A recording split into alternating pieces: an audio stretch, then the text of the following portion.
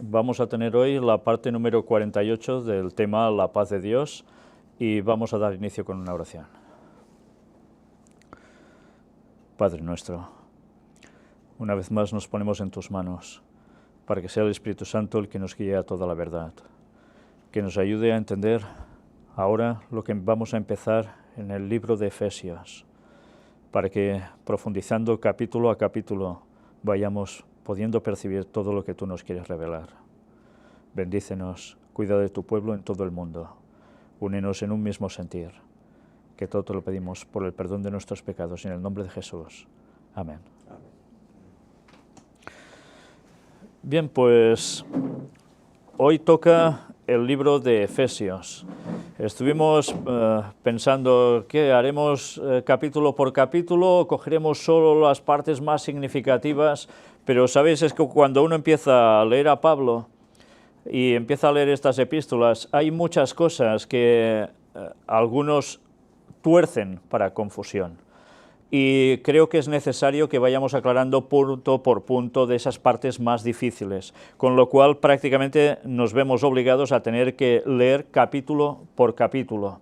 Quizás pueda haber alguna excepción, pero creo que tendremos tema de la paz de Dios, si Dios quiere, para tiempo. En fin, nadie lo iba a decir en un principio, pero ya veis lo que pasa, como tantas veces. Para empezar, no os voy a remitir a la imagen, quiero primero que veamos lo que ha sucedido en estos últimos días en noticias que tienen que ver con ese plagio satánico de la paz de Dios. Aquí vemos al patriarca Kirill con motivo de la Navidad. Este momento es crucial en la historia de la humanidad. Fijaos que no es palabra del Papa Francisco, pero Kirill también está diciendo esto. Ya sabéis que es el líder, el patriarca ruso de la Iglesia Ortodoxa allí. En su alocución con motivo de la Navidad ortodoxa, que ya sabéis que no se celebra el 25 de diciembre, sino que es en enero, sobre el día 6, cuando aquí vendría a ser Reyes, aproximadamente, en su alocución con motivo de la Navidad ortodoxa, el patriarca ruso Kirill habla sobre los valores y las virtudes sin los cuales el mundo se sumergirá en la oscuridad de la maldad y la autodestrucción. Y cuidado, porque cuando habla el patriarca Kirill, que está tan en consonancia con el Papa Francisco, cuidado. Evidentemente nos habla de la paz, paz y paz por todos lados. Pero, en fin, todo esto ya lo comentamos en su momento en las noticias de actualidad, solo para situaros que es una advertencia que ya está lanzando alguien que está precisamente en Rusia. Ya sabemos la situación como está. El Papa subraya la necesidad de un compromiso común, una vez más, lo común está de moda, en favor de inmigrantes, refugiados y desplazados. En un largo discurso al cuerpo diplomático acreditado ante la Santa Sede, el Santo Padre reflexiona sobre, mira por dónde, la seguridad y la paz, o sea, o la paz y la seguridad, vendría a ser lo mismo, tanto monta, monta tanto, con lo cual hasta el propio Papa está pronunciando la famosa frase de que cuando digan paz y seguridad, y lo dice y se queda tan ancho, como si él ignorara la Biblia en este caso, ¿no? Pues bien, además que va añadiendo todo lo de paz por todos lados, como siempre, y con algo interesante, toda expresión religiosa está llamada a promover la paz, con lo cual, cuando es por un bien común, nos va viniendo a decir que todos debemos trabajar para lo mismo, porque si no, ese tipo de creencia no va en favor de la paz, sino va en contra de lo que es la unión, y ya no puede ser bien visto, ya no hay bien común.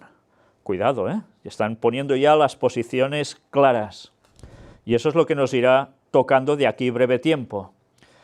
No podrá haber nunca verdadera paz mientras quede un solo ser humano al que se le vulnere la propia identidad personal y se le reduzca a una mera cifra estadística o objeto de interés económico. ¿Qué nos está viniendo a decir, una vez más?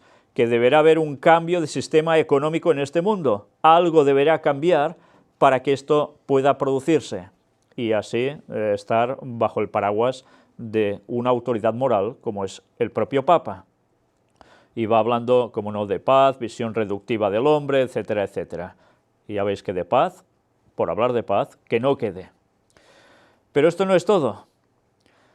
El Papa y Mohammad Abbas ya sabéis que Mahmoud Abbas es el líder de la Autoridad Palestina, conversan sobre el proceso de paz en Oriente Medio.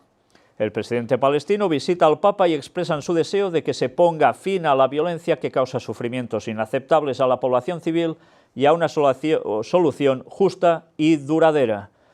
El proceso de paz en Oriente, cuidado, ya sabéis que es la clave para que el mundo precisamente no esté en paz tal como se conoce, ¿eh? Y allí están tratando de todo esto, o estuvieron tratando de todo esto, y precisamente ahora ha subido al poder alguien que, bueno, no es muy favorable a esa división en dos estados de Israel, uno para judíos y otro para los palestinos. Bueno, pues mirad precisamente algo que aconteció ayer. El Papa pide a Donald Trump que gobierne con ética, porque Trump coge ya la presidencia. Francisco envía un mensaje al nuevo presidente de Estados Unidos en el día que ha jurado su cargo. ¿Y qué le dice?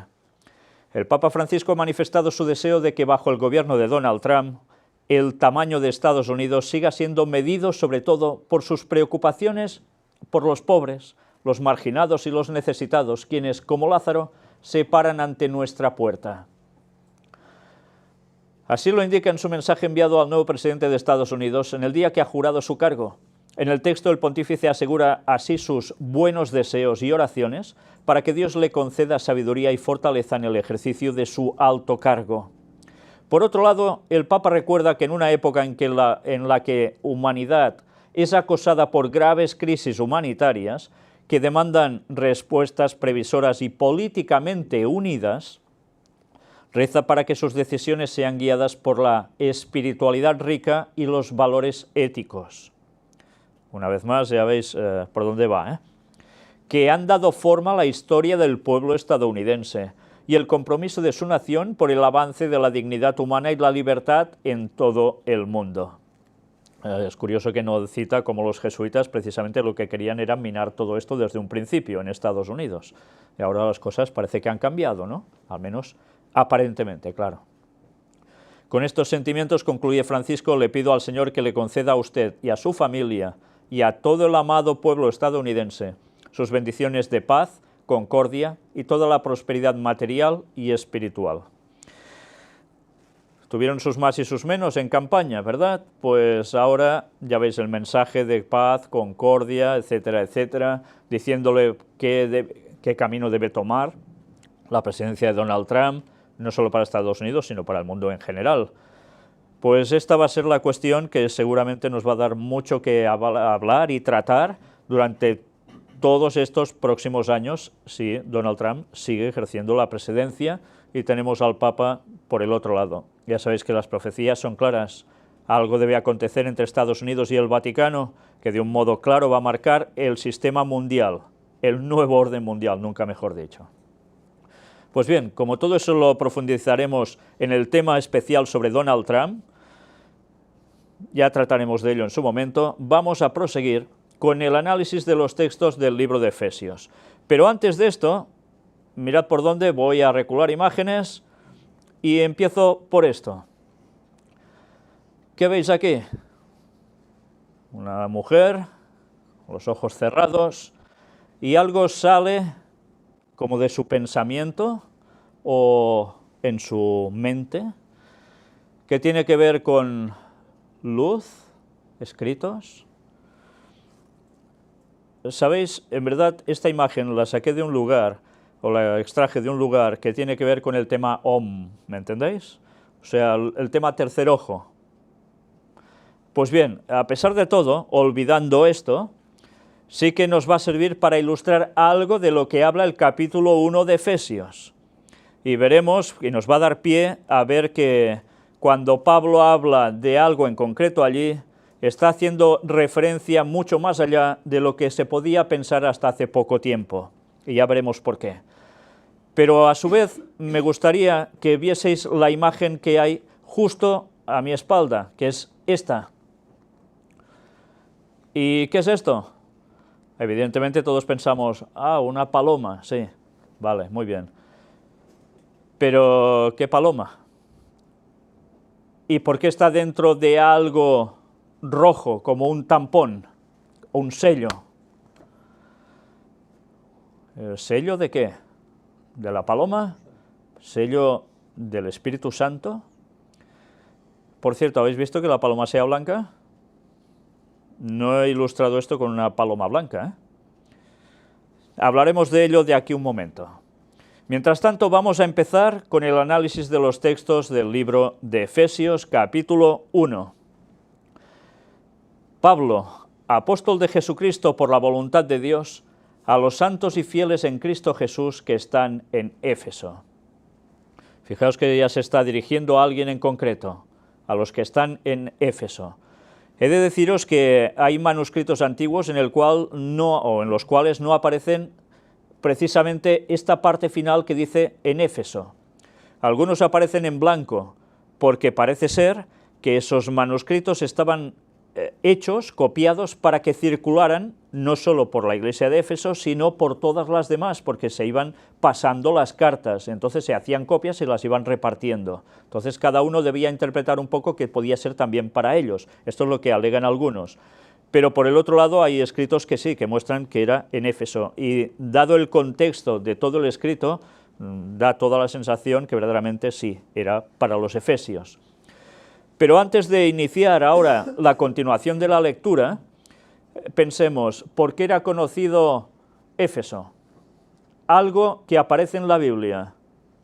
¿Recordáis algo en concreto sobre Éfeso? La pregunta del millón, hoy sin respuesta. ¿Había una divinidad en Éfeso? ¿Os acordáis de una divinidad en concreto? Diana de los Efesios, que por Diana de los Efesios eran capaces de aniquilar a quien fuera, si se oponían. Y se vendían unas imágenes, y con el cristianismo se les acababa el negocio, porque Diana de los Efesios, recordemos que si hacemos indagación histórica, es Semiramis de Babilonia. Por tanto, allí había instaurado algo que tiene que ver con los misterios babilónicos que procedían de Babel, de cuando el Señor, ya os podéis imaginar, Nimrod, con Semiramis y su hijo Tamuz, empezaron a fraguar toda esa creencia de misterios que acabó siendo conocido como sociedades secretas, y que con el paso de los años dio paso al gnosticismo, dio paso a la masonería.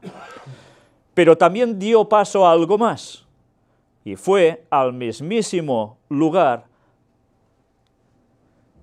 que todos conocemos como Vaticano. Pues bien, en Éfeso, parte de esas creencias misteriosas de iniciados, por eso se llaman misterios, que no todo el mundo conoce, se había afincado plenamente en esa zona.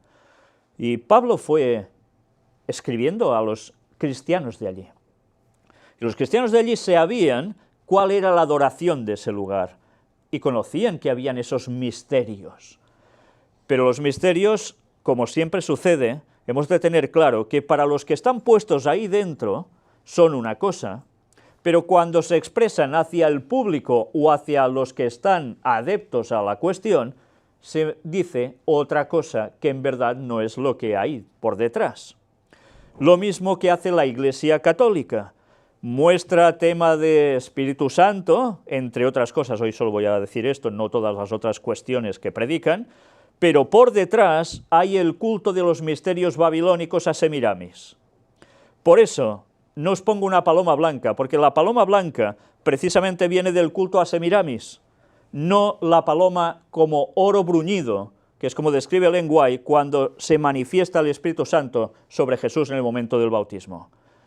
Allí aparecía algo, una contraposición clara de Dios, del Espíritu Santo, marcando que Él no era una paloma blanca, porque ese es el papel que se le da en verdad en el catolicismo.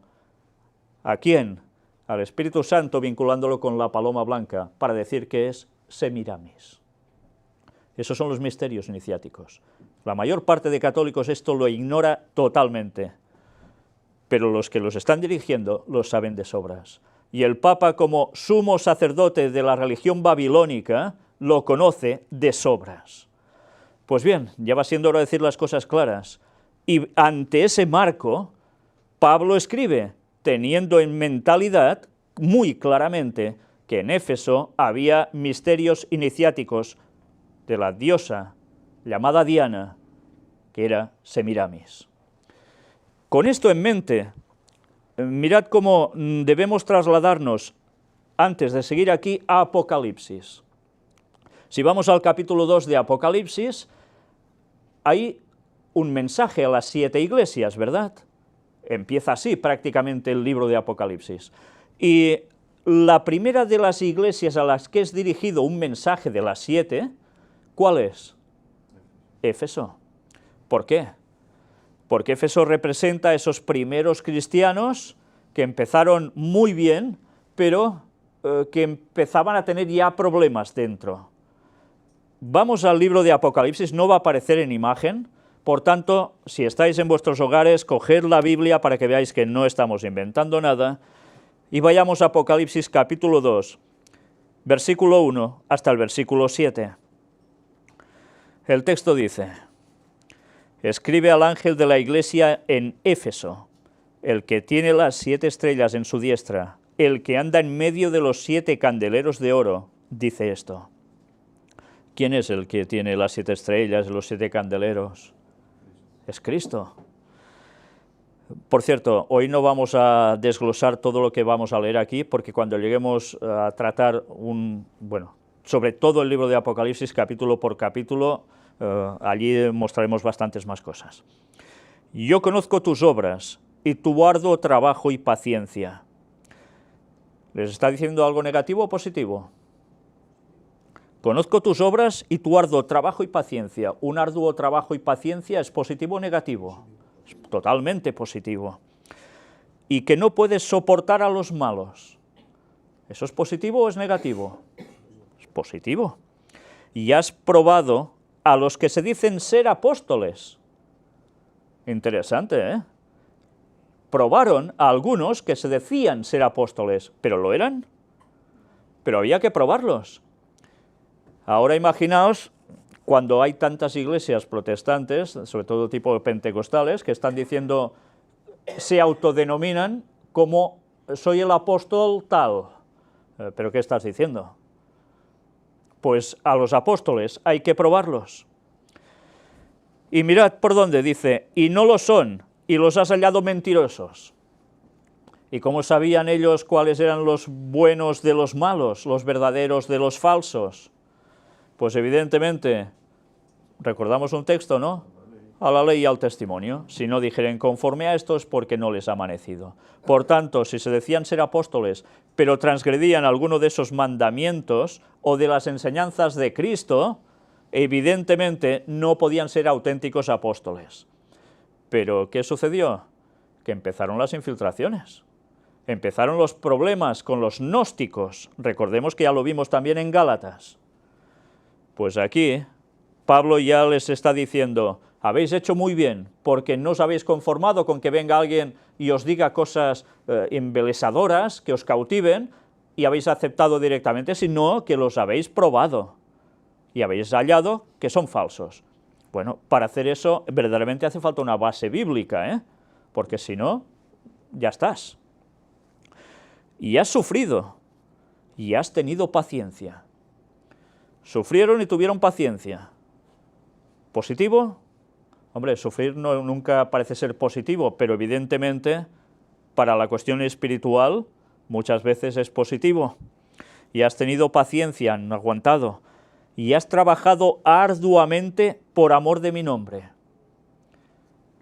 ¿Qué es trabajar arduamente por amor de su nombre? Evidentemente será hacer el bien, pero ¿qué más? Predicar. Sobre todo, fijémonos que estamos en un contexto que Éfeso está entre los gentiles, está en la zona turca, y precisamente no abundaba el cristianismo. Y en Éfeso surge una comunidad muy importante cristiana, a la que Pablo se dirige. Y no has desmayado. No has desmayado, ¿eh? O sea, siguieron, no desfallecieron. Pero tengo contra ti que has dejado tu primer amor. Aquí sí que sale, ¡pam!, un impacto de esto no está bien. Todo esto es positivo y está muy bien, pero tengo contra ti que has dejado tu primer amor. ¿Y esto es crucial para perderse? Bien, ahora analicémonos cada uno de nosotros. Cuando conocemos el mensaje y somos bautizados, automáticamente hay esas ganas de dar a conocer el mensaje a los demás, a todo el mundo, a todos, a tu familia, a tus amigos, a los de trabajo, a los que puedas, donde vayas. Pero resulta que va pasando el tiempo, ¿y qué suele acontecer en los cristianos? Pues van aflojando, y al final, pues sí, se sientan en la iglesia cuando toca y poca cosa más. Pues parece ser que se encontraron un poco con este problema. Tenían buenas bases, pero a su vez estaban aflojando, dejaban de hacer lo que un cristiano debe hacer como prioridad absoluta, sentir el primer amor. Y el primer amor, ¿por qué se le llama primer amor? Porque quieres que los otros oigan, conozcan y se conviertan para que sean salvos. Lo haces por amor, es tu primer amor. Pero a veces el segundo amor que viene después no tiene esa intensidad y empieza a decrecer. Y ese es un grave problema y Dios lo advierte. Jesús en esta carta lo dice clarísimo. No se puede aflojar en esto. Recuerda, por tanto, de dónde has caído y arrepiéntete. ¿Por qué de dónde has caído? ¿Dónde estaban ellos puestos? Pues estaban muy bien alineados con Dios, pero cedieron. Y le dice, y arrepiéntete, y haz las primeras obras, vuelve como antes. Pues si no, vendré pronto a ti y quitaré tu candelero de su lugar si no te hubieras arrepentido. Y quitar el candelero, ¿qué quiere decir? Que se quedan sin luz. Y si se quedan sin luz, ¿qué sucede? Que ya no están con la luz de Dios, sino que estarán ¿dónde? En las tinieblas del diablo. Por más cristianos que hayan sido, y por más buenas obras y más buen amor que hayan tenido. Por eso, solo con estos textos ya se ve claramente que una vez salvo, siempre salvo, como dicen tantos evangélicos, pues es una patraña absoluta, porque cada día debes cuidar por tu salvación. No puedes decir, mira, ya creí una vez, ya está. No, no, de eso nada. Eso es totalmente antibíblico. Pero tienes esto, que aborreces las obras de los nicolaitas, las cuales yo también aborrezco. Les estaba diciendo, despertad otra vez, pero aún tienes algo positivo. Has plantado cara a los, ¿quién? Nicolaitas. ¿Quiénes eran los nicolaitas? Bien, ya hablaremos en su momento de todo esto. Pero ya ahora pongamos claro que, a pesar de que habían cedido en cosas, aún mantenían una base. El que tiene oído, oiga lo que el Espíritu dice a las iglesias. Al que venciere le daré a comer del árbol de la vida, el cual está en medio del paraíso de Dios. Una vez más, termina con una promesa. Primero, con una advertencia. Al que tiene oído, oiga.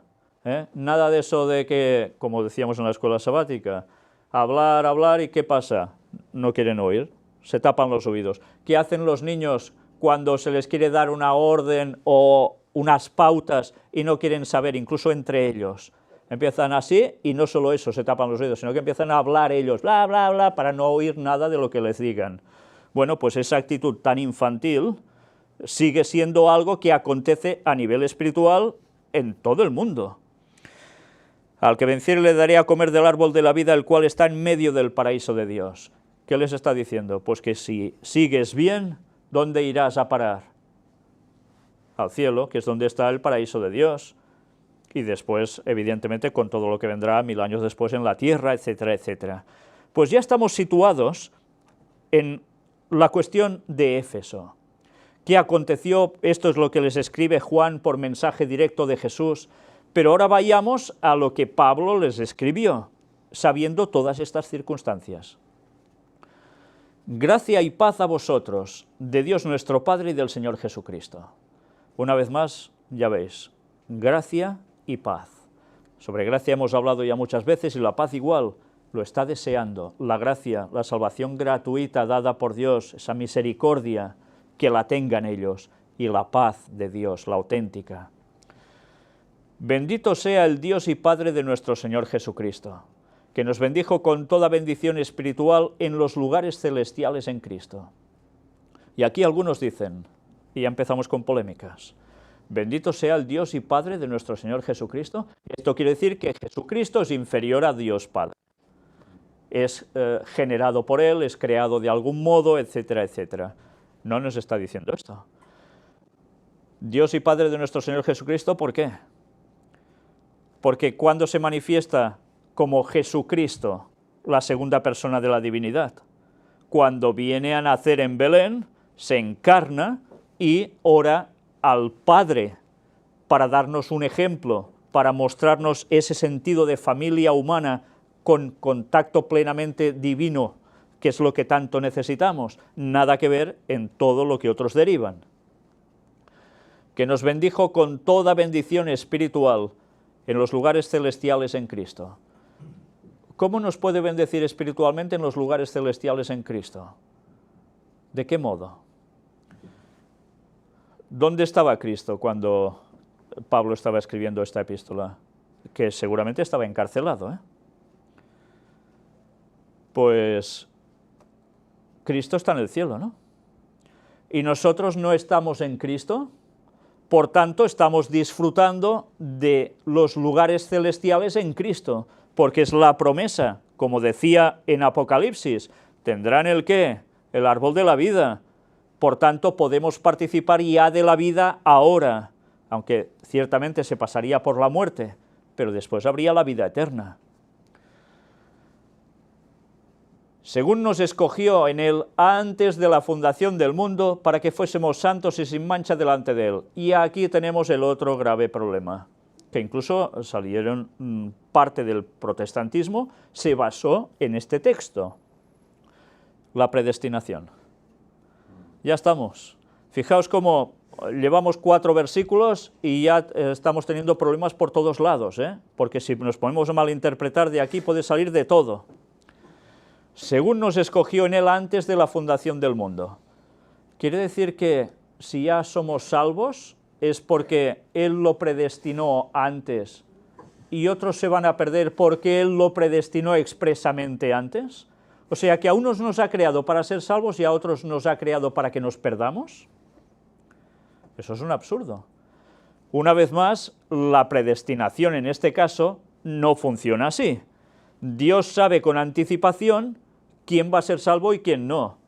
Y por eso nos tiene elegidos, porque somos nosotros los que queremos seguirle. Jesús muere por uno, por unos pocos o por todos. Muere por todo el mundo. Entonces la salvación es dada ¿a quién? A todo el mundo. Pero no todo el mundo quiere ser salvo. Esos son los escogidos por Dios. Los que quieren ser salvos. No hay otra. Para que fuésemos santos y sin mancha delante de Él. Para esto nos eligió también. Nos escogió para ser santos. ¿Qué quiere decir? ¿Para ser puestos arriba de un altar y que nos pongan una vela y unas florecillas? Santo es el que guarda los mandamientos de Dios. Para eso nos eligió. Y sin mancha delante de Él. ¿Sin mancha qué es? Un carácter limpio, sin arruga, aceptando el carácter de Cristo en nosotros, por tanto, perfeccionándonos en Él. Y en consecuencia, siendo un ejemplo para los demás, por supuesto. En amor, habiéndonos predestinado para ser adoptados hijos suyos por medio de Jesucristo, según el puro afecto de su voluntad. Una vez más, el tema de la predestinación. En amor, habiéndonos predestinado para ser adoptados hijos suyos por medio de Jesucristo. Al haber aceptado nosotros a Cristo, pasamos a ser parte de esos elegidos, de esos escogidos, y por tanto, Él, con su presciencia, con su conocimiento antes de que las cosas sucedan, por eso es Dios, sabe quiénes iban a ser salvos, y somos llamados como adoptados hijos suyos, por medio de Jesucristo, que es el que muere para darnos la vida, según el puro afecto de su voluntad. Claro que nos tiene puro afecto, y vaya puro afecto, ¿no? Que lo hace todo por nosotros. para alabanza de la gloria de su gracia, con la cual nos hizo aceptos en el amado. Alabanza de la gloria de su gracia. Fijaos siempre ese lenguaje de Pablo, que algunos cuando leen no se quedan igual en este caso, ¿no? Alabanza de la gloria de su gracia. ¿Cuál es su gracia? La salvación gratuita que nos da. Esa es la gracia. Por tanto, hemos de alabarlo porque esa es la gloria, nos da la salvación gratuitamente, con la cual nos hizo aceptos en el amado. Fuimos aceptados por Dios gracias a quien es el amado, Jesús, en quien tenemos redención por su sangre, el perdón de pecados según las riquezas de su gracia. Si Jesús no hubiese derramado su sangre por nosotros, no tendríamos redención. Redención es que alguien paga por ti y te libera de ser esclavo. Viene de ese término. Por tanto, Él ha pagado por nosotros para que seamos, ¿qué?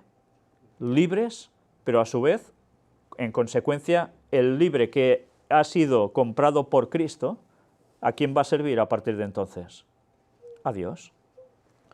El perdón de pecados según las riquezas de su gracia. Si Jesús no muere por nosotros, no podemos tener el perdón de pecados. Y eso lo debemos tener claro. No es por la Virgen, no es por ningún santo, no es por nosotros mismos y nuestros esfuerzos, es gracias a Cristo, que hizo sobreabundar para con nosotros en toda sabiduría e inteligencia. Y ahora iremos llegando al punto en cuestión que va a enlazar con todo lo que hemos presentado al principio de este tema. Que hizo sobreabundar, o sea, mucho más que abundar, que sobra, cae por todos lados, para con nosotros en toda sabiduría e inteligencia. Por tanto, le está dando a los que lo quieren seguir sabiduría e inteligencia. Pero los que lo quieren seguir en conformidad a guardar los mandamientos, la fe de Jesús, la auténtica doctrina, esos pueden recibir la sabiduría y la inteligencia. Y ahora nos dirá un poco más sobre todo esto, dándonos a conocer el misterio de su voluntad, según su beneplácito, el cual se había propuesto en sí mismo. Aquí ya empezamos a hablar de esa palabra. Antes hemos hablado de misterios, ¿verdad? Los misterios babilónicos, que siguen estando en vigencia, que nadie se piense que esto es algo del pasado, siguen estando plenamente vivos. Y aquí Pablo utiliza la misma palabra, misterio. Pero fijaos que es para una connotación totalmente distinta. Él sabía lo que había detrás de los misterios babilónicos en Éfeso. Y ahora les está llevando una contrarréplica. Sí que hay un misterio auténtico. ¿Y cuál es? El de la voluntad de Dios.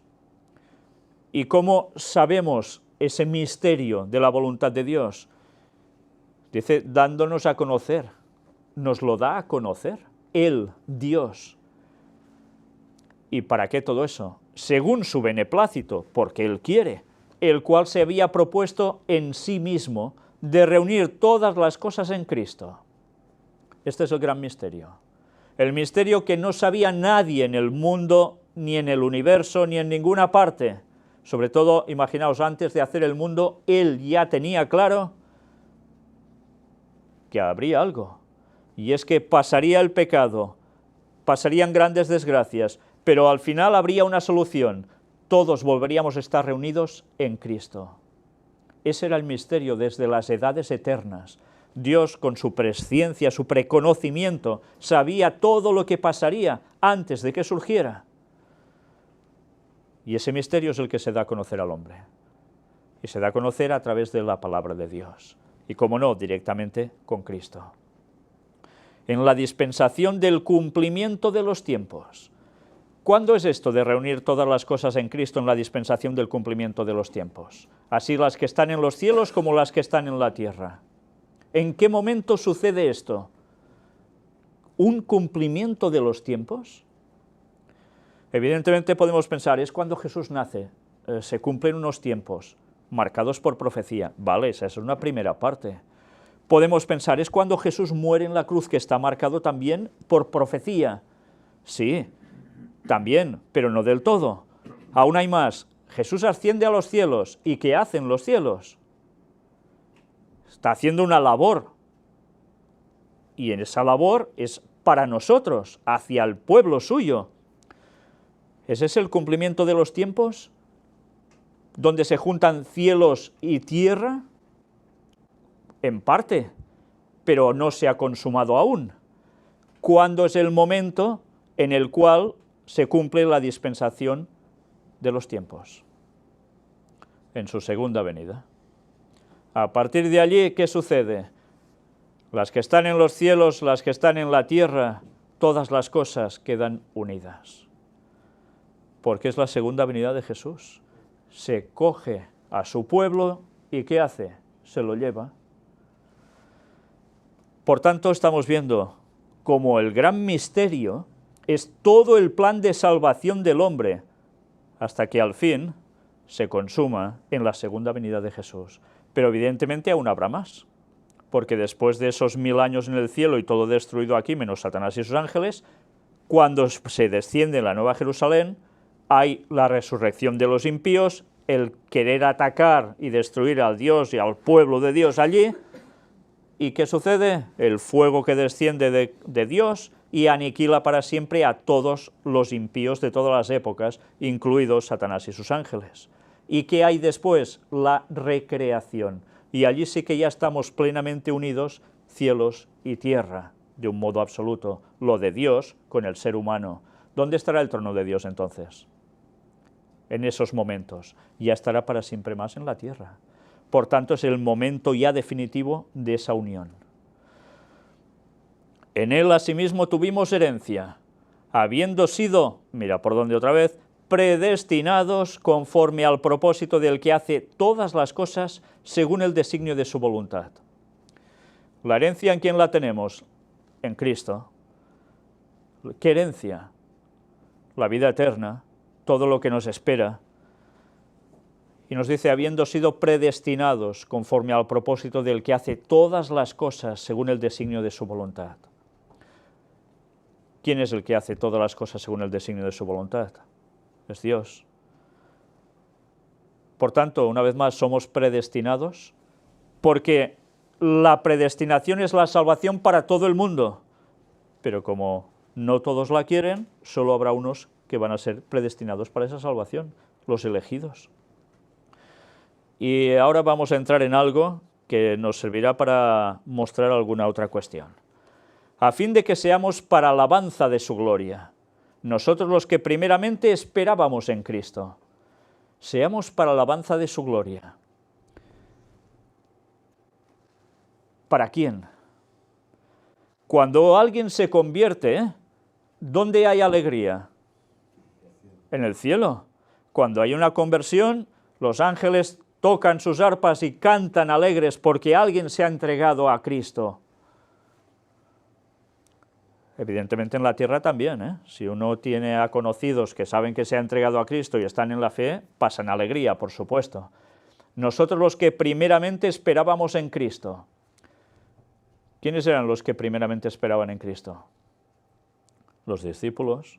Son los primeros que reciben el mensaje directamente de Jesús. Pero aún y así, ¿cómo continúa?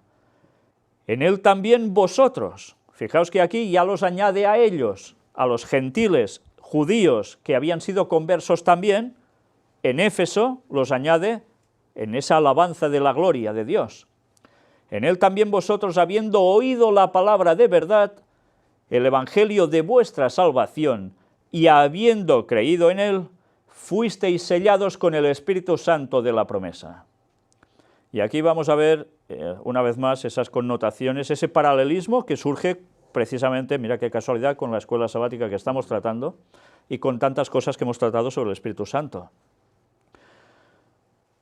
En él también vosotros. ¿En quién? En Cristo. Todos, judíos y gentiles. Habiendo oído la palabra de verdad. ¿Qué sucede cuando reciben el mensaje? Pues que lo aceptan. El evangelio de vuestra salvación. Lo han aceptado, por tanto, pueden ser salvos. Y habiendo creído en él, fuisteis sellados con el Espíritu Santo de la promesa, que es las arras de nuestra herencia hasta la redención de la posesión adquirida para alabanza de su gloria. Cuando sucede esto, Cuando se oye la palabra, se consigue la salvación, el Evangelio de salvación, se cree en él, tanto en la palabra de salvación como en Cristo, que es la palabra. ¿Qué sucede? Cuando esto lo hicieron ellos, fuisteis sellados con el Espíritu Santo de la promesa. Ahora sucede lo mismo. Cada persona que acepta todo el mensaje así, es sellado con el Espíritu Santo de la promesa. Por tanto, el cristiano recibe un sello. ¿Sí? Cuando uno ha aceptado la verdad y se entrega al Señor, recibe un sello. ¿Vosotros tenéis algún sello marcado en algún lugar? Si no os habéis tatuado algo, ¿verdad que no veis que tengáis ningún sello? ¿Habéis visto algún auténtico cristiano o algún cristiano en general que tenga alguna estampación? Tatuajes, pero ¿un sello divino? ¿Un sello del Espíritu Santo? Ahora recuerdo la imagen que hay a mi espalda, puesto como un sello, el Espíritu Santo sobre el cristiano. No hay nadie que esté sellado así. ¿Habéis visto a alguien que tenga marcado aquí, ¡pam! Es que no. Pero en cambio están saliendo religiones que hacen marcar a sus súbditos con el 666. ¿Lo habéis visto alguna vez, no? Lo hemos presentado en conferencias. Sí. ¿Qué está pasando aquí? Algo falla. Si el pueblo de Dios está marcado con el Espíritu Santo, ¿es algo visual? No. ¿Habéis visto en algún lugar que Pablo aparezca con un sello en la frente y se le vea a todo el mundo, mira, ¿qué lleva? O cualquiera, no, ¿verdad? Pero en cambio otras religiones están haciéndose pasar, plagiando ese sello de Dios por algo totalmente contrario, que es lo satánico, pero además de un modo visual. Y encima con el 666 diciendo que es algo de cuestión divina, realmente torciéndolo todo. ¿Y cuántas personas borreguilmente se están tragando eso y se están tatuando con el 666? Pues bien, no es solo esto, porque además aquí nos dice, fuiste sellados con el Espíritu Santo de la promesa. ¿De qué promesa? ¿Qué dijo Jesús cuando se fue? Sí, Él vendría otra vez, pero antes de irse les dice que alguien estaría aquí, ¿no? El Consolador. La promesa era que se recibiría el Espíritu Santo. Cristo tendría otra función que hacer en el cielo. Mientras tanto, el Espíritu Santo sería la tercera persona de la divinidad que estaría en el mundo, trabajando en cada persona para que pudiese conseguir la salvación, llevándolo a la verdad, a Cristo. Pues esa era la promesa. Fuisteis sellados con el Espíritu Santo, que es las arras de nuestra herencia. Ya vimos que eran las arras, ¿no? Das una parte y es como ya un contrato fijo, ¿eh?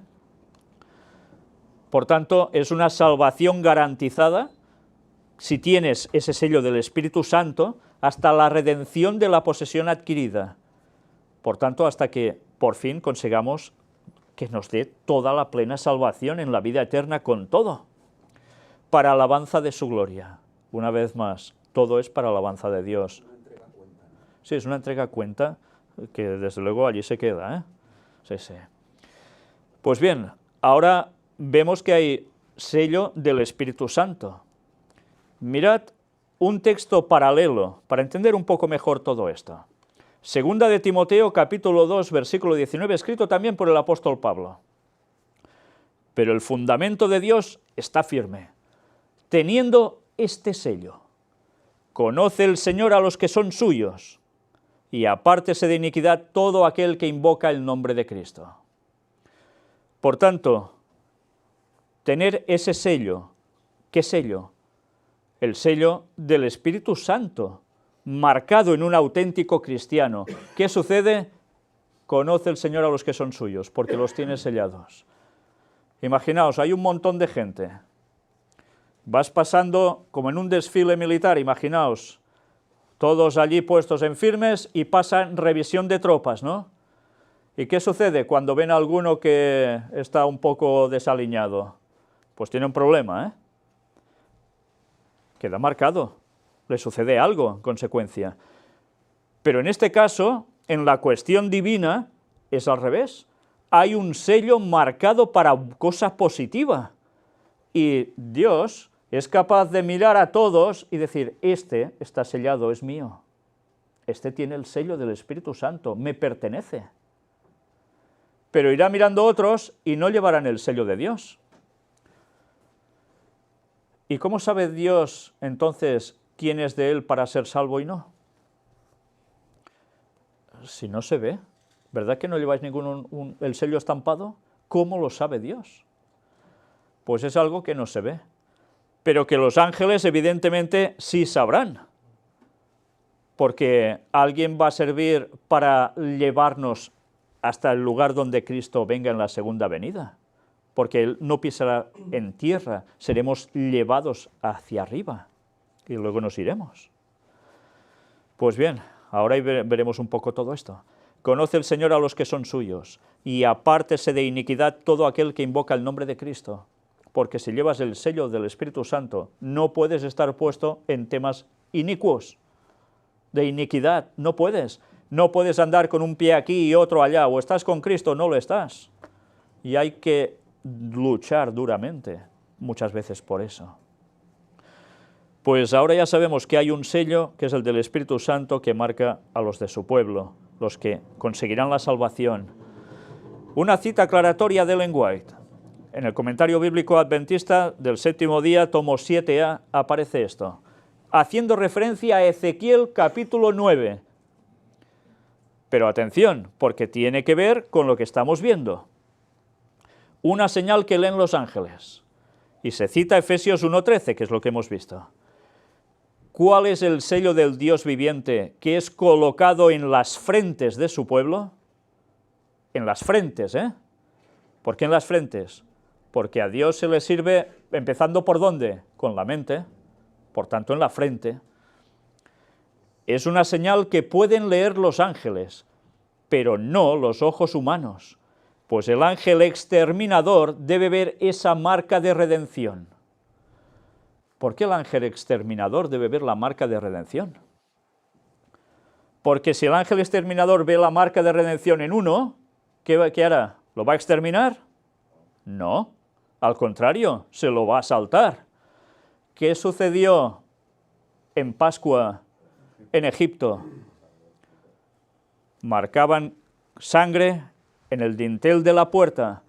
¿Y qué sucedió? ¿Alguno de los que hizo eso murió? ¿El primogénito de su familia? ¿Alguno de ellos? Ni uno. Estaban marcados, sellados. Habían aceptado la sangre del Cordero de Cristo por ellos. Así se recibe el Espíritu Santo. Limpiados por su sangre. Bueno, pues ahora, ¿de qué nos damos cuenta con todo esto? Que habrá un ángel exterminador también al final, porque van a caer plagas. ¿Y quién va a ser afectado por las plagas? ¿Los que tengan el sello de Dios? No, los otros. Y ahora esto nos daría a pensar, y entonces sabemos que esto es futuro, esta parte final, aunque ciertamente el Espíritu Santo marca a los suyos en todas las épocas, de un modo especial y concreto cuando hay exterminio, en el fin del tiempo. ¿Qué hay como contrasentido, contraposición al sello de Dios? La marca de la bestia. ¿Y la marca de la bestia será algo visual? Bueno, pues hemos de pensar en eso. Y veremos, cuando tratemos, si Dios quiere, el tema del 666, cómo el lenguaje escribe algo al respecto. Y muy sorprendente. Pero bien, todo en su momento. El ángel con el tintero de escribano debe colocar una señal en la frente de todos los que están separados del pecado y de los pecadores. Y el ángel exterminador sigue a este ángel. O sea, primero va un ángel marcando a los suyos, a los de Dios.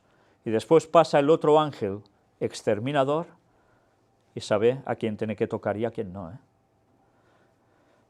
Es algo impresionante, ¿eh? No somos conscientes de esto. Y ahora esto nos debería hacer pensar, esos tiempos se están acercando. ¿Ha empezado ya este sellamiento sobre el pueblo de Dios? porque el juicio empieza por los de la casa de Dios. Ya veremos algo al respecto. Mirad ahora qué nos dice. El sello es un afianzamiento en la verdad. Tan pronto como el pueblo de Dios sea sellado en su frente, no se trata de un sello o marca que se pueda ver, sino un afianzamiento en la verdad, tanto intelectual, por eso estará en la frente, en la mente, como espiritualmente, de modo que los sellados son inconmovibles. Tan pronto como sea sellado y preparado para el zarandeo, éste vendrá. Ciertamente ya ha comenzado, los juicios de Dios están viniendo. 1902 empezó ya, sí. Ese proceso empezó, pero evidentemente de 1902 hasta ahora muchos han muerto. ¿Qué quiere decir esto? Pues que lo que decíamos antes, sellados ya han habido siempre, todos los que han seguido a Dios son sellados, pero de un modo especial cuando haya zarandeo, cuando se separe el trigo de la cizaña, y eso no es en la segunda venida de Jesús como muchos creen y ya lo hemos visto, es previo a la segunda venida de Jesús, por un mensaje en concreto que es el mensaje del cuarto ángel. ¿Habrá llegado ya ese momento final donde esa marca, esa señal del sello de Dios ya se estará dando o aún no ha llegado ese tiempo? Mirad qué nos dice. Tan pronto como sea sellado y preparado para el zarandeo, éste vendrá. Primero se marca al pueblo de Dios que ya se está preparando para todo lo que debe venir. Ya hay una señal puesta sobre los que van a ser suyos. Y entonces se permite el zarandeo para que no caigan los elegidos, porque ya estarán preparados. ¿Ha llegado ya ese momento? Cuando el mensaje de zarandeo ya se está dando, y que ya vimos que tiene que ver con el retorno de Cristo también. Pues es para pensar, ¿eh?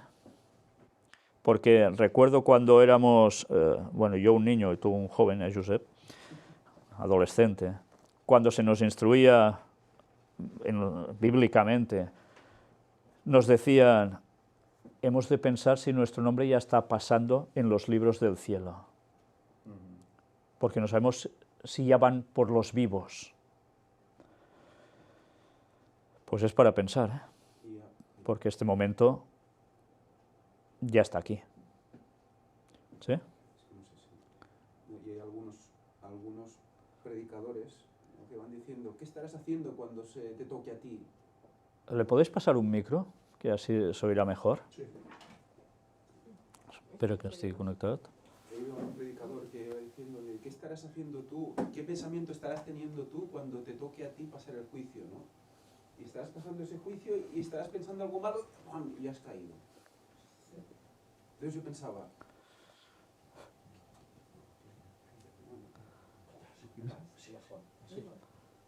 pensaba, vaya, qué tensión, ¿no? Pero no, o sea, cuando ya has sido valorado antes de llegar al zarandeo. Es tremendo. Es un trabajo de toda una vida que ahí se nota, ahí se valora. Y el Señor, en ese momento que recibes la verdad presente para el tiempo final, tú estás preparado para aceptarla. Y entonces recibes el sello. ¿Qué años corría cuando hiciste las primeras conferencias en el gimnasio? ¿2000? ¿En cuál de ellos? Las primeras. 2006. No, hombre, las primeras cuando yo estaba en 2000. Ah, no, en el primer gimnasio. Sí, 2001 aproximadamente, por ahí debería ser 2002, ¿no? Más o menos. ¿El zarandeo? ¿Mensaje del cuarto ángel? Sí, ya fue una época en que se empezaron a marcar pautas, ¿sí? Con un mensaje definido. Y ahora con lo del regreso de Cristo tan delimitado concretamente en 2031, ese zarandeo ya está de lleno. Esa separación entre el trigo y la cizaña se está dando. Con lo cual, Un ángel debe estar haciendo una faena ahora en estos momentos, ya marcando a los vivos, impresionante. Por lo tanto, un juicio para los vivos comenzaría. Ya empezó. Claro, el trigo y la cizaña tienen que quedar definido cuando viene Para la Cristo. siega, que es una Para la cosecha. siega. Cuando viene Cristo. Pero claro, antes de que eso pase, hay la posibilidad de que la que empieza cizaña se convierta en trigo. Porque es tiempo de gracia, claro. Claro. Pero cuando ya se ha definido, que dice que ha habido un tiempo antes ya en el cual ya no hay nada que hacer. No es en el momento justo de cuando Cristo viene. Claro, es Tiene todo el antes. sentido del mundo. Sí, sí. Bien, pues mirad aún algo más. Continuando con la lectura. Por esta causa también yo, habiendo oído de vuestra fe en el Señor Jesús y de vuestro amor para con todos los santos, no ceso de dar gracias por vosotros, haciendo memoria de vosotros en mis oraciones. Habiendo oído de vuestra fe en el Señor Jesús. Él había oído que estaban con fe. Estaban aún en la fe. Y de vuestro amor para con todos los santos. Había amor hacia los hermanos. No ceso de dar gracias por vosotros, haciendo memoria de vosotros en mis oraciones. Es toda una lección, ¿eh? Orar por los que están en la verdad, orar por los auténticos hermanos, por los que necesitan de oración, y cómo no, seguir dando gracias al Señor por ello. Y ahora otra cita aclaratoria de Ellen White, que aparece también en el Comentario Bíblico Adventista, tomo 7a, respecto a precisamente estos versículos que acabamos de leer ahora. Malos resultados de la negligencia. Se cita Apocalipsis 2 del 1 al 5, que es parte de lo que hemos leído en el mensaje a Éfeso, en las 7 iglesias.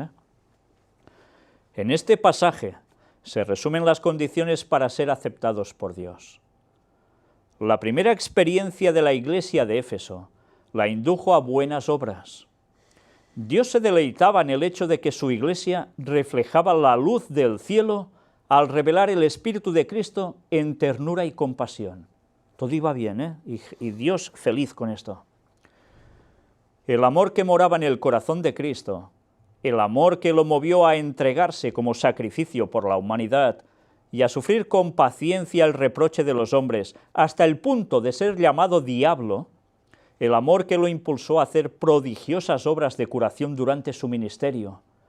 Este era el amor que debía ser revelado en las vidas de sus discípulos. Fijaos que quiere decir que para ser sellados por Dios, positivamente, hay que cumplir con esto, ser así. Pero ellos descuidaron cultivar la compasión y la ternura de Cristo. Uy, ya hay problemas aquí, ¿eh?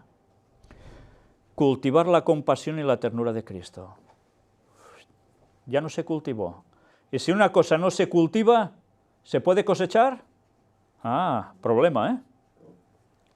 El yo, como se manifestaba en los rasgos hereditarios del carácter, echó a perder los principios de las magníficas y buenas obras que caracterizaron como cristianos a los miembros de la iglesia de Éfeso.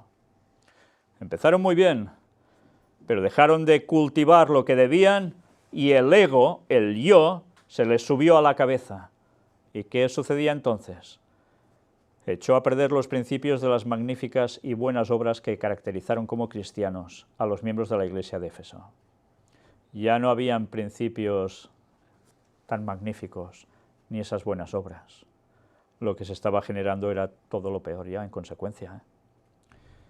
El Señor Jesús necesitaba mostrarles que habían perdido lo que era todo para ellos. Porque es así de claro. Eso es el todo para ellos y para nosotros. En el momento en que bajamos la guardia, estamos perdidos.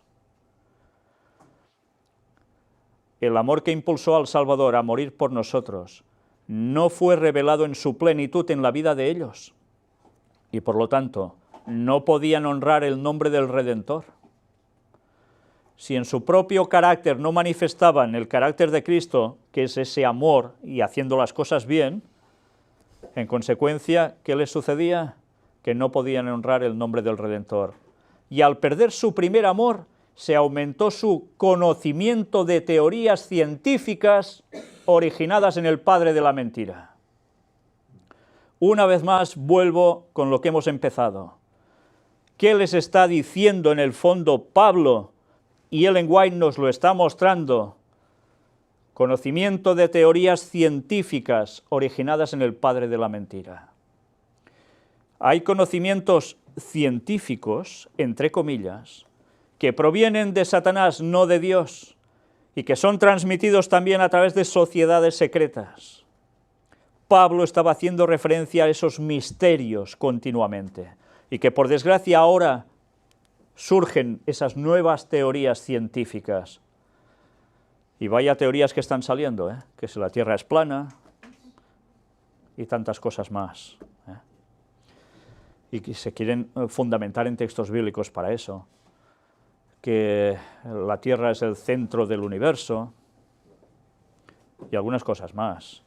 Y no se dan cuenta que esto mismo es lo que decía precisamente Babilonia moderna, el Vaticano, y cuando salieron científicos diciendo verdades, las pasaron canutas, porque la Inquisición fue a por ellos. Y ahora cristianos están recuperando las creencias antiguas de la Babilonia y las están mostrando, conocimientos que enseñaban los del Vaticano, y ahora los vuelven a querer meter en el cristianismo. Alguien está haciendo una función tremenda de perdición, y tantos cristianos se están tragando las mentiras. Bueno, hay muchas más cosas, muchas más. Teorías científicas. Aquí puedes entrar con la evolución, ¿no? Claro que puedes entrar con la evolución. Y aquí puedes entrar un montón de cosas más. Teorías científicas respecto a la Biblia, conocimientos erróneos, todo. Y todo por apartarse del primer amor. Puedes llegar a aceptar lo que no toca por ningún lado. Una vez más, si ellos se apartaban de Dios, iban a coger las creencias de Éfeso. Y las creencias de Éfeso eran esos misterios que estaban ligados a Babilonia. ¿Nos damos cuenta qué peligro hay? Rechazar el Espíritu Santo como tercera persona de la divinidad. Pues ¿no es lo que hacían los judíos ya? ¿Y ahora se vuelve con lo mismo? ¿Y dónde surge todo esto?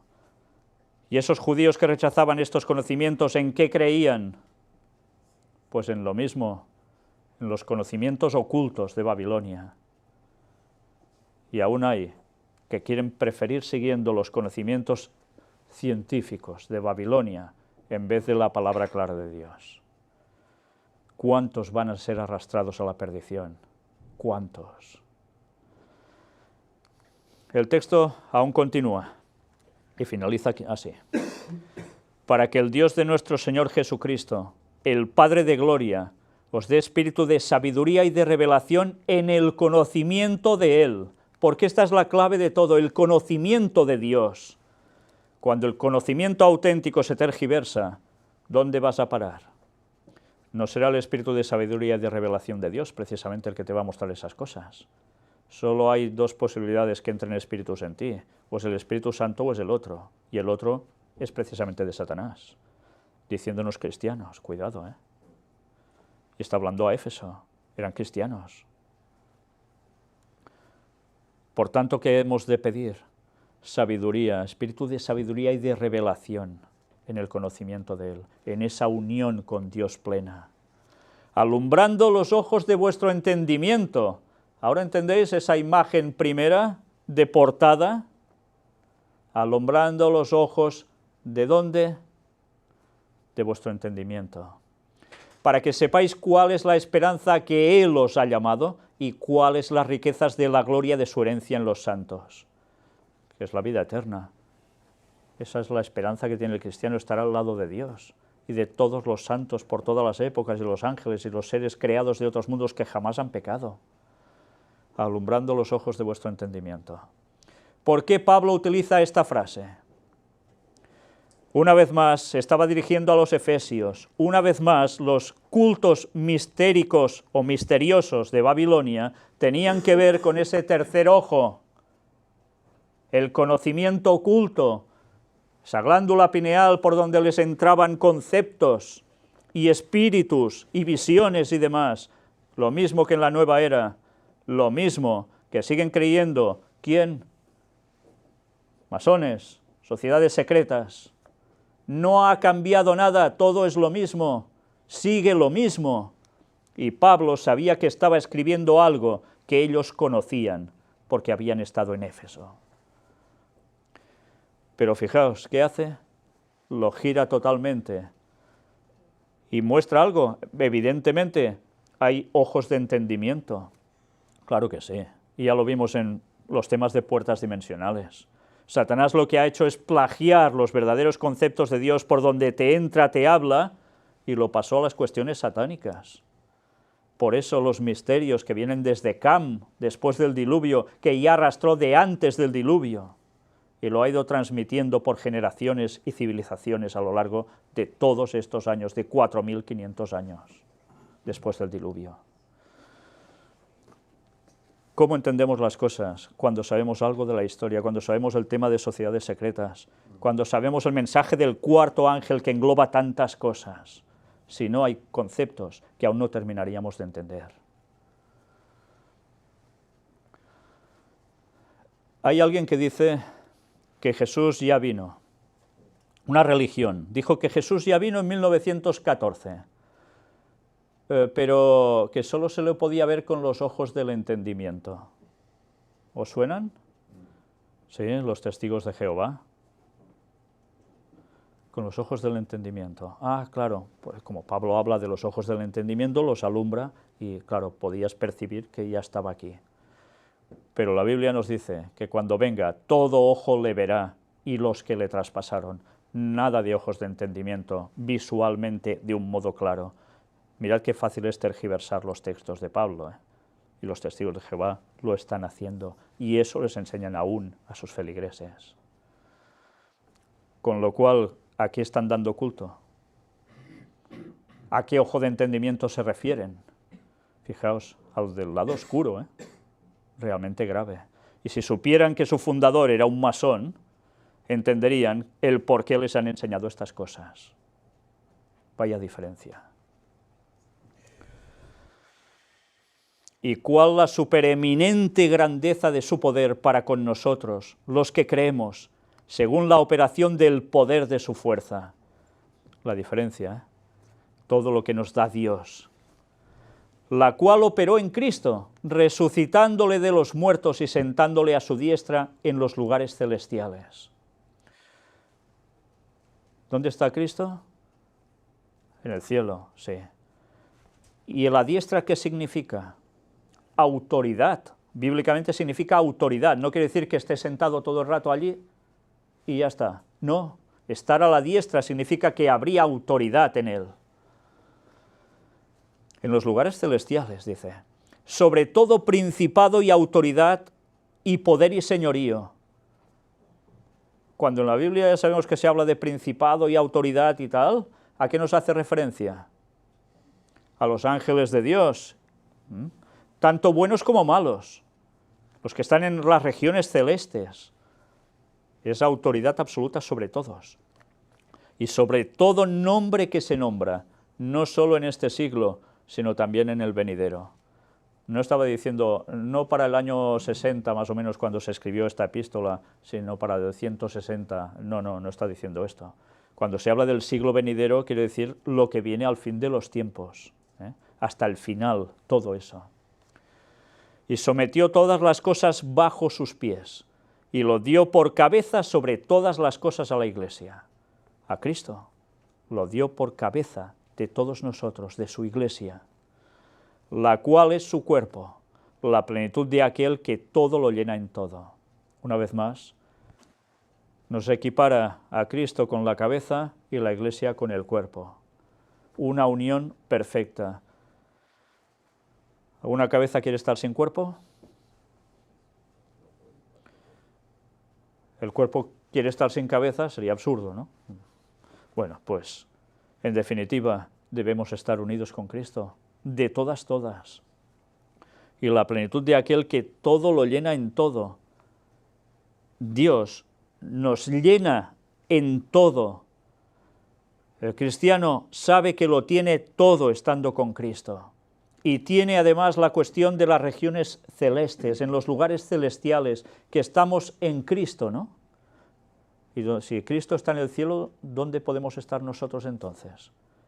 Claro que estamos pisando aquí aún, pero quiero decir que podemos vivir aquí como si ya estuviésemos en el cielo. Eso es el cristianismo auténtico, y que finalmente se va a consumar en el momento en que esa unión se efectúe en su segunda venida, por siempre. Pues bien, esto es lo que da de sí, aunque evidentemente podría dar muchísimo más, Efesios capítulo 1. Pero ya sabéis, si queréis, ya que hemos tratado el tema del Espíritu Santo y que tanto conflicto lleva aún en muchas mentes, por desgracia, entrad en nuestra web oficial, donde si miráis, donde pone el apartado todas las conferencias o en estudios bíblicos, vais a encontrar 8 temas dedicados al Espíritu Santo, con historia que mucha gente ignora y que vale la pena saber, porque veremos de dónde surge la tendencia actual desde hace siglo y pico, más o menos, que el Espíritu Santo no es la tercera persona de la divinidad. Y una vez viendo eso, todo aquel que realmente quiera seguir a Dios y pise su ego, se dará cuenta que hay una creencia que es falsa y es esa. Porque el Espíritu Santo sí es la tercera persona de la divinidad y es la que produce que todo esto que Pablo escribe nazca, crezca, se desarrolle plenamente en cada cristiano y nos lleve a la aceptación de Cristo, su sacrificio, y nos dé la salvación.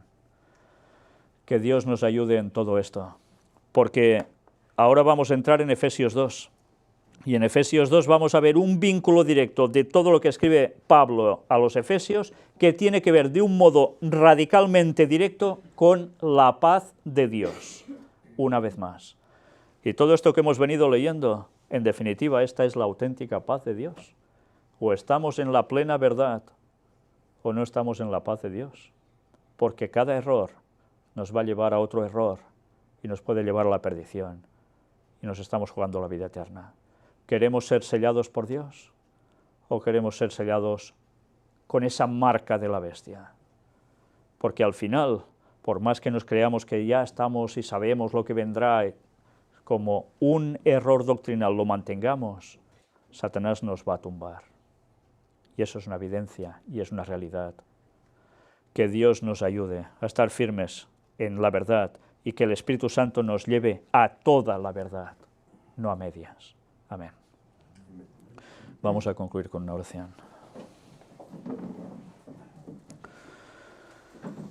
Padre nuestro, una vez más, Señor, nos dirigimos a ti, dándote gracias por estos escritos inspirados del apóstol Pablo, que nos ayudan a ir comprendiendo muchas más cosas. Y gracias porque nos damos cuenta que cosas que parece que no tengan ninguna interconexión, nos vas alumbrando para mostrarnos cómo realmente ese misterio de iniquidad que empezaba a actuar en los días de Pablo, pero que aún era detenido, dejó de serlo de un modo absoluto para acabar siendo lo que es ahora y llevando a tantas personas al error.